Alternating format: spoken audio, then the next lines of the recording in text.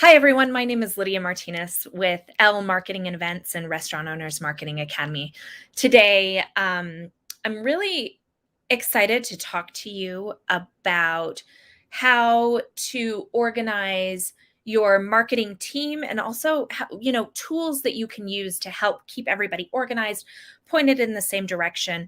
And this goes for if you've got a team of one, which is you doing your implementation, or you have just one or two contractors, or you have an agency that you're working with, or you have an entire internal team that handles your marketing. So it really applies across the board. So let's talk about who it is that you need on your marketing team, who it is that you should be talking to on a regular basis, and why those different people are really, really important. So, first of all, you need somebody that is a strategist. So, somebody that's looking at big picture, planning ahead, considering things that should be happening anywhere from 3 to 6 to 12 months out. That strategist is your big picture, big idea person. Once you've got that strategist in place and they've created a strategy, then you need people to actually create content. It could be copy, it could be graphic design, it could be illustrations, it could be, there's a number of things that it could be.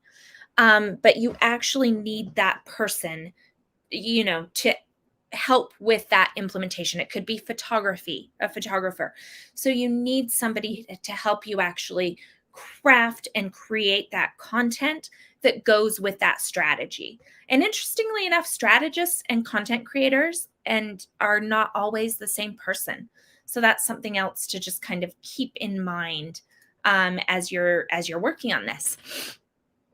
The other thing that's really important is that you have somebody that is doing editorial. They're reviewing e-blasts, they're reviewing blog posts, they're looking at the graphic design in a critical way. They are looking at the photography in a critical way, and giving constructive feedback. One prime example of this was somebody, one of our clients was writing an e-blast, and she wrote something about a play on words on like reach out and touch someone, but she said reach out and touch yourself. And it was supposed to be about self-care and things like that, but we're like, oh, people are going to read that headline and they may interpret that in a way that you are not intending. Let's find a different way to say self-care that isn't as awkward and possibly inappropriate. So think about that. So a lot of times those copywriters, they're churning out content, and without having somebody do an editorial review of it, they don't know. Another example was some photography that a client sent us one time. It was at a restaurant, and they had, photos of their chef making some beautiful food. And in the background, there was somebody walking through the kitchen that didn't have their proper protective equipment on. And they were just cruising through. They weren't in any type of food safety violation, but the appearance was such that it looked like maybe they were violating food safety code. And so you don't want to put that out there. You don't want to trigger a health inspection, or have your customers think that maybe your kitchen staff is not being safe. So think about that and having somebody look at your content through an editorial lens. The next thing you need is somebody for implementation and deployment. Somebody to actually post the social media content, somebody to actually craft the e-blast, upload it, format it, test it, make sure that it's working correctly. So that's something else that's needed. Making sure that all those pieces that have been built into the strategy and planned months out actually get done. And then finally, you need somebody to do analysis, to review the content and copy and see what's getting engagement, see what's working, see what's actually being used in an effective way. What does that look like? How does that work? And then adjusting the strategy. And a lot of times the strategist and the analyst are the same people, because they're looking at the analysis and they're refreshing the strategy based on that, but not always. So those are the types of roles that you need filled. And again, this might be one person doing all the things. It might be a team of 2 or 3 people. It might be you and a contractor or an agency, kind of working in tandem. But those are how you should really be organizing your marketing team, with those 5 different roles. So then when you're looking at all those different moving pieces, all those different people, the other thing to keep in mind is, how are you going to keep everyone organized? So, we have an amazing group of clients. We have probably anywhere from 30 to 50 projects going on at any individual time.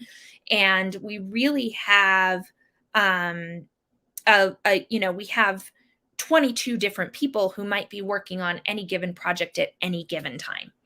And so with that, we have some different tools that have worked really well for keeping our team pointed in the right direction on various projects. One of them is Google Drive. Every single client has a Google Drive folder that the entire team has access to. Every single client has the ability to access it themselves. If we wrap up with a client, we actually transfer ownership to them. We can do edits in Google Drive. We can provide feedback, add in comments, all those creative things within Google Drive. They can be done, and they can house a lot of information, from videos, photos, logos, brand books, blog posts. It's all stored there. Another tool that we use to keep our team organized is Grammarly. Grammarly is amazing for editorial, looking at grammar and edits, tone, style, especially if you're using the paid version. It will couple with Google Drive. You can upload it onto your computer. And the other thing is the paid version has a plagiarism checker, which is really good if you're having a bunch of different people write content and copy, just running it through a plagiarism checker right at the end to make sure that somebody didn't accidentally get a little too inspired by other copy that's out there in the world. So we do that with every piece of copy that we write, for blog posts, articles, things like that. Another thing that's really important to keep your team on track is some sort of content calendar. So you know exactly what's coming, when it's happening, who's in charge of it. Ours are detailed, they're color coded, they're really, really engaging, and they're easy to tell at a glance what should be happening any given day, what should be happening any given week, what the goals are for the month, what the ads are, what the blog posts are. It's all there written out. And then that's translated into our project management tool. So our project management tool, we use one called Teamwork, but there are a lot of great project management tools out there. Monday is another one that I really like. Those allow you to assign tasks to various individuals with deadlines, due dates, what's coming up, and they can be scheduled out quite far. When you schedule those things out, it really does allow you to craft something that is actionable. Our project management tool will let us know where anybody is on any given date. We can add in project updates. We can create content in there. We can add notes to different tasks. And so that really allows us to communicate back and forth within that project management tool, so we can tell it at a glance where things are. Another thing that I highly recommend is something outside of email for communicating with your clients. So some sort of chat tool. Our Teamwork tool has a built-in chat functionality where we can share documents, tag each other, communicate back and forth, things like that. but it's very much like a Slack channel. So Slack is a good one for that. Basecamp is a good one, and has some chat functionality back and forth. So there are a lot of great channels out there for actually communicating outside of the inbox, because let's be honest, our inboxes get cluttered and confusing. And then also, if you just need a quick response, a quick answer, a quick, like, hey, is this done? You can do that in the chat.